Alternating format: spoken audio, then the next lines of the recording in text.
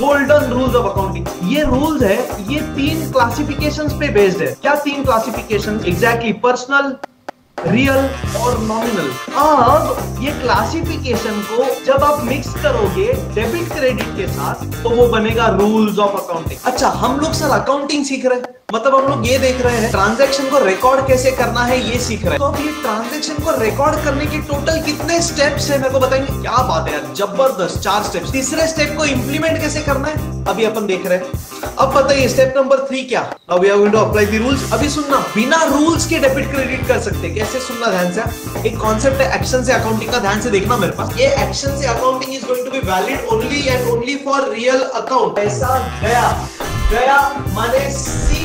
क्या बनता है सर एक्शन से?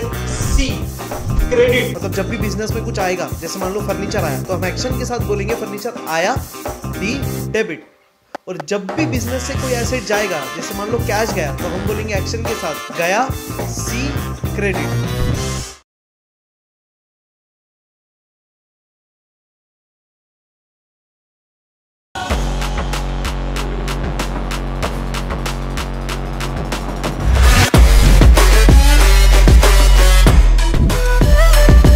अभी अपन ने पहला देख लिया स्टेप, अकाउंट पहचानो हम सीख गए, क्लासिफाई हम सीख गए। अब तीसरा हम क्या करने वाले? Apply rules of accounting. तो एग्जैक्टली तीसरा स्टेप जो है ना, अप्लाई रूल्स ऑफ अकाउंटिंग। इसमें ना ये 2 रूल्स है, दिख रहे? रूल्स ऑफ अकाउंटिंग, डेबिट और क्रेडिट। देखो ना, मैथ्स में मेन ये होता है डिवाइड, मल्टीप्लाई, ऐड और सब्ट्रैक्ट। हाँ या ना, ये 4 चीजें होती है। वैसे ही जैसे मैथ्स में 4 चीजें हैं, वैसे ही अकाउंट्स में कितनी चीजें? 2, डेबिट एंड क्रेडिट। डेबिट और क्रेडिट, ये 2 मेन चीजें। ये रूल्स नहीं है, मैं बोल रहा हूं rules of accounting is based on this 2 effects. ये डेबिट और क्रेडिट एक्चुअली क्या है पता है? इफेक्ट्स है। पहला इफेक्ट इज डेबिट का इफेक्ट एंड दूसरा इफेक्ट इज क्रेडिट का इफेक्ट। तो सर अभी रूल्स क्या है देखिएगा ध्यान से। Golden rules of accounting. Sir golden क्यों? याद है, सुना रहेगा ओल्ड इज गोल्ड। तो ये रूल्स ऑफ अकाउंटिंग स्टार्टिंग से जो है वही चले आ रहे हैं, इसमें कोई चेंजेस नहीं है, कोई अमेंडमेंट नहीं हुआ है। जैसा मैथ्स के रूल्स में अभी तक कोई चेंज आया है क्या? कुछ बदलाव आया है? 1 + 1 2 ही होता है सर। मतलब जो पहले से पढ़ते आ रहे हैं वैसा ही सेम टू सेम है। कुछ चीजें, कुछ पढ़ाई बदल गई, बट जो बेसिक्स है, जो एसेंस है, वो नहीं बदला। इसलिए रूल्स ऑफ अकाउंटिंग को गोल्डन रूल्स ऑफ अकाउंटिंग बोला जाता है। ये रूल्स है, ये 3 क्लासिफिकेशंस पे बेस्ड है। क्या 3 क्लासिफिकेशंस याद है अपने? 3 क्लासिफिकेशंस क्या क्या बोलो जरा। एग्जैक्टली, पर्सनल, रियल और नॉमिनल। अब ये क्लासिफिकेशन को जब आप मिक्स करोगे डेबिट क्रेडिट के साथ तो वो बनेगा रूल्स ऑफ अकाउंटिंग। पहला रूल क्या देखो, पर्सनल का रूल क्या? Debit the receiver, credit the giver. Real का debit what comes in, credit what goes out. Nominal का रूल है debit all expenses and losses, credit all income and gains.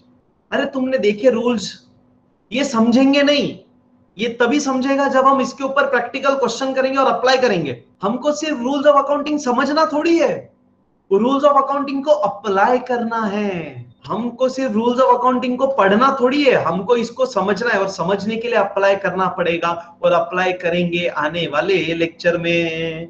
इसका एक स्क्रीनशॉट ले लो जल्दी से। Solve the following transaction. दिख रहा है टोटल कितने ट्रांजेक्शन है? 20 ट्रांजेक्शन है। ये 20 ट्रांजेक्शन को करने के लिए समझो ना 3 से 4 लेक्चर्स तो लगेंगे अपने को मिनिमम। आज अपने को करने हैं पहले 3 ट्रांजेक्शन। आपको दिख रहा है क्या सबको स्क्रीन पर? नोटबुक का फॉर्मेट दिख रहा है? तो चलो फिर सब लोग नोटबुक पे आ जाइए, हेडिंग लिख देंगे solving some basic transaction. Transaction number 1। चलो सबसे पहला ट्रांजेक्शन क्या है sir? Purchased van of ₹1 lakh and paid cash. चलो ट्रांजेक्शन कॉपी कर लेंगे। परचेज्ड वैन ऑफ रुपीज का सिंबल बराबर लिखना 1 लाख एंड पेड कैश। बस इतना लिख के आप रुक जाओगे। Purchased van of ₹1 lakh and paid cash. अच्छा, हम लोग सर अकाउंटिंग सीख रहे हैं, मतलब हम लोग ये देख रहे हैं ट्रांजैक्शन को रिकॉर्ड कैसे करना है, ये सीख रहे हैं। हाँ या ना? और हर ट्रांजैक्शन में लेन देन होता है, हर ट्रांजैक्शन में एक्सचेंज है, मतलब कुछ आ रहा है बदले में कुछ जा रहा है। या कुछ जा रहा है तो बदले में कुछ आ रहा है। तो अब ये ट्रांजैक्शन को रिकॉर्ड करने के टोटल कितने स्टेप्स है मेरे को बताएंगे? क्या बात है यार, जबरदस्त। 4 स्टेप्स। अपन ने अभी तक कितने स्टेप्स देखे? पहला 2 अपन ने अच्छे से प्रैक्टिस कर लिया, अपने को उस पर ग्रिप आ गया। तीसरा स्टेप अपन ने देखा है, तीसरे स्टेप को इंप्लीमेंट कैसे करना है अभी अपन देख रहे हैं। So come on tell me what is the step number 1? Transactions पढ़ के अकाउंट पहचानो। मतलब सबसे पहले हम अकाउंट पहचानेंगे। अभी आप मेरे को हेल्प करिए, बताइए सर क्या अकाउंट बनेंगे, क्या अकाउंट पहचानेंगे? सबसे पहले तो बताओ सर, एक अकाउंट पहचानेंगे कि 2? सर ऑब्वियसली 2, क्योंकि सर एक्सचेंज है सर, ट्रांजैक्शन है, ट्रांजैक्शन में लेन देन होगा। ट्रांजैक्शन के कितने एस्पेक्ट्स होंगे? 2 एस्पेक्ट्स होंगे ना। मतलब ट्रांजैक्शन के 2 पहलू है। ट्रांजैक्शन हमें 2 बात बोलने की कोशिश कर रहा है, हमें वो दोनों चीजें पहचाननी है, और ये दोनों बातें हमको पहचाननी है इन दी फॉर्म ऑफ अकाउंट। अभी देखिएगा सर, सबसे पहला काम तो आप लोगों ने सही बोला सर, सबसे पहले हम 2 अकाउंट्स पहचानेंगे। तो 2 अकाउंट्स, बताइए कौन से 2 अकाउंट? चैट बॉक्स पे लिखिए, आपको क्या दिख रहा है? ये ट्रांजैक्शन पढ़ के 2 अकाउंट कौन से है सर? वैन अकाउंट और दूसरा कौन सा अकाउंट? Cash account. अरे ऑब्वियसली, और तो कोई अकाउंट ही नहीं दिख रहा है इधर तो। मतलब हमने वैन खरीदा, बदले में पैसा दिया, वैन आया, कैश गया, हाँ या ना? So one is one account and the second is cash account. So ये 2 अकाउंट अपने बन गए। मतलब पहला स्टेप कंप्लीट हो गया, हाँ या ना? सर 2 अकाउंट तो पहचानना ही पड़ेंगे, और हर ट्रांजेक्शन में 2 ही अकाउंट आएंगे। कोई बोल सकता है क्यों? एक पॉइंट मैंने बताया था पिछले लेक्चर में, पूरा अकाउंटिंग अपना डेबिट और क्रेडिट पे बेस्ड है। मतलब 2 पहलू, सिक्के के 2 पहलू होते हैं ना, हेड टेल्स, वैसे अकाउंटिंग के 2 पहलू है क्या? Debit credit. अकाउंटिंग के 2 साइड्स, डेबिट क्रेडिट। अकाउंटिंग के 2 एस्पेक्ट्स, डेबिट क्रेडिट।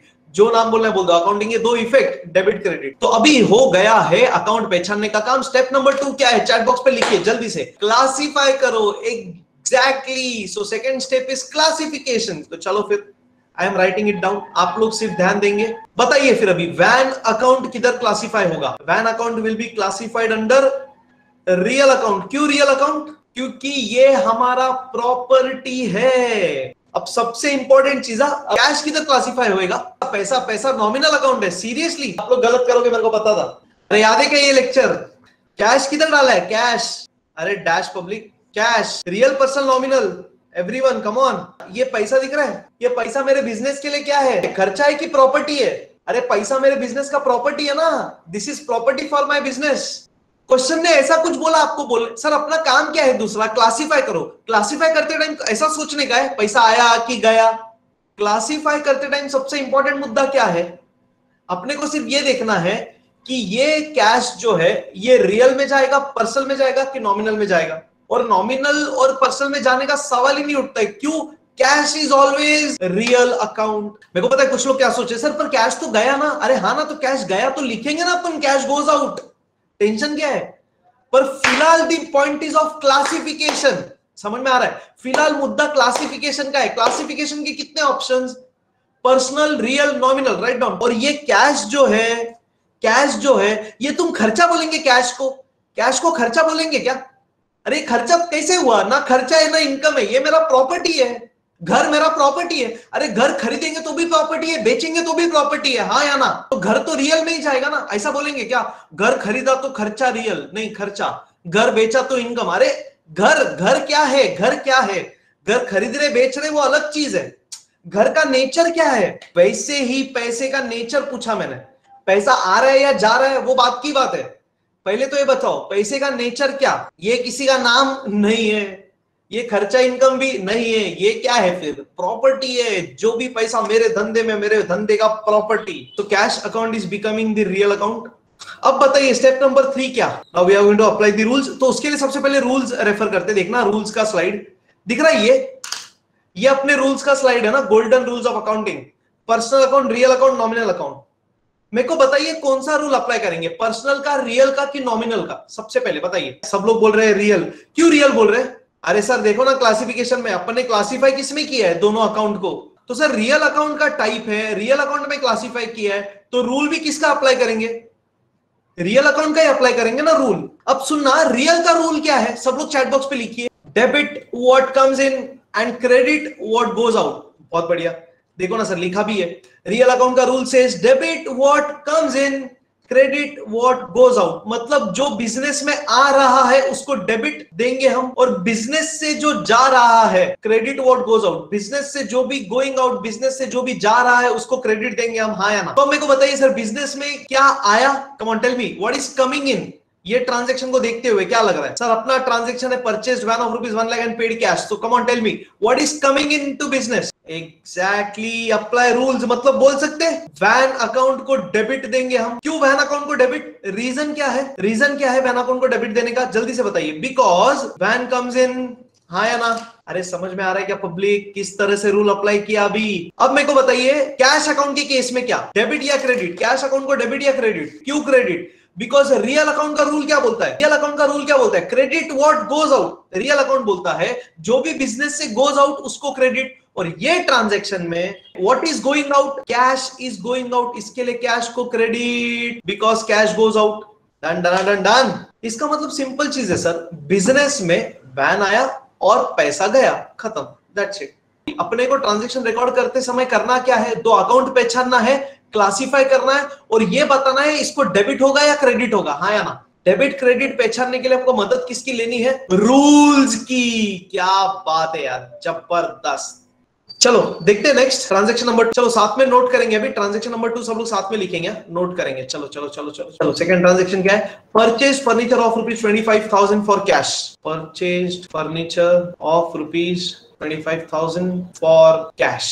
चलो लेट्स ट्राई दिस आउट। बताइए सबसे पहला काम क्या, आइडेंटिफाई दी अकाउंट, अकाउंट पहचानो। कितने अकाउंट पहचानेंगे, कितने अकाउंट पहचानेंगे, एग्जैक्टली बहुत सही, 2 अकाउंट पहचानेंगे। चलो पहचान लेते, 2 अकाउंट्स। बताइए कौन से 2 अकाउंट, चैट बॉक्स पे जल्दी से बताइए। हाँ एग्जैक्टली, तो पहला है फर्नीचर अकाउंट एंड दूसरा है कैश अकाउंट, बहुत बढ़िया। अगला काम क्या बताइए, स्टेप नंबर 2, क्लासिफाई कर दो, मतलब हमको क्लासिफाई करना है, हमको ये देखना है फर्नीचर अकाउंट किस में क्लासिफाई होगा, कैश अकाउंट किस में क्लासिफाई होगा। बताइए फर्नीचर अकाउंट किस में क्लासिफाई करेंगे हम। सर फर्नीचर हमारे बिजनेस का क्या है, प्रॉपर्टी है, एसेट है, तो प्रॉपर्टी और एसेट किधर क्लासिफाई होगा, रियल अकाउंट में, एग्जैक्टली। अगला बताइए फिर से कैश, अरे अपने बिजनेस का जो पैसा है, जो कैश है, ये क्या है, पर्सनल है, रियल है, नॉमिनल है। संचाली ने सही लिख दिया, cash account is equal to real account. अब गलती होना ही नहीं चाहिए भाई, जो भी पैसा है हमारे बिजनेस का वो हमारा प्रॉपर्टी है, तो cash will also be classified under real account. बहुत बढ़िया है, जबरदस्त। नेक्स्ट स्टेप क्या, step number 3, apply rules. Rules apply करना है, मतलब अपने को क्या लिखना है, 2 ही ऑप्शंस है, जल्दी बताइए। रूल्स में 2 ही ऑप्शन, क्या 2 ऑप्शन, जल्दी बताइए क्या 2 ऑप्शन, डेबिट एंड क्रेडिट। अभी सुनिए मैं आपको बहुत इंटरेस्टिंग चीज बताऊंगा, और ये डेबिट एंड क्रेडिट अप्लाई करने के लिए अपने को क्या रेफर करना पड़ता है, और रूल्स। अभी सुनना, बिना रूल्स के डेबिट क्रेडिट कर सकते, कैसे, सुनना ध्यान से। एक कॉन्सेप्ट है एक्शन से अकाउंटिंग का, ध्यान से देखना मेरे पास। हम लोग क्या कर रहे हैं, एक्शन से अकाउंटिंग। मैं आपको कुछ एक्शन बताऊंगा, एक्शन से अपना अकाउंटिंग हो जाएगा, यानी रूल्स भी रेफर करने का जरूरत नहीं है, बिना रूल के डेबिट क्रेडिट। हाँ, ये एक्शन से accounting is going to be valid only and only for real account, ध्यान रखिएगा। हम ये सिर्फ रियल अकाउंट के लिए ही करेंगे। तो अब क्या एक्शन से अकाउंटिंग, सुनना ध्यान से। मेरे को बताइए, मेरे बिजनेस में हमने फर्नीचर खरीदा और कैश गया, फर्नीचर आया और कैश गया। अरे मैं एक्शन से ऐसा बोल सकता हूं क्या, गया। अरे हम लोग ऐसे ही बोलते हैं ना, कभी भी किसी को बोलना है तो, अरे तू जाना, तो गया। अब ये गया जो है ना, इसका थोड़ा स्विंग बढ़ाते हैं हम, ऐसा बोलते हैं, देखो गया, एक्शन से पैसा गया, पैसा गया, गया माने सी, क्या बनता है सर एक्शन से, सी, क्रेडिट। अरे बनता है कि नहीं बनता है, एक्शन से बन रहा है कि नहीं बन रहा है, पैसा गया, सी क्रेडिट, क्या बोल रहे भाई, इसको बोलते हैं एक्शन से अकाउंटिंग। आया गया, एक्शन करो, अकाउंटिंग समाप्त, झंझट ही नहीं।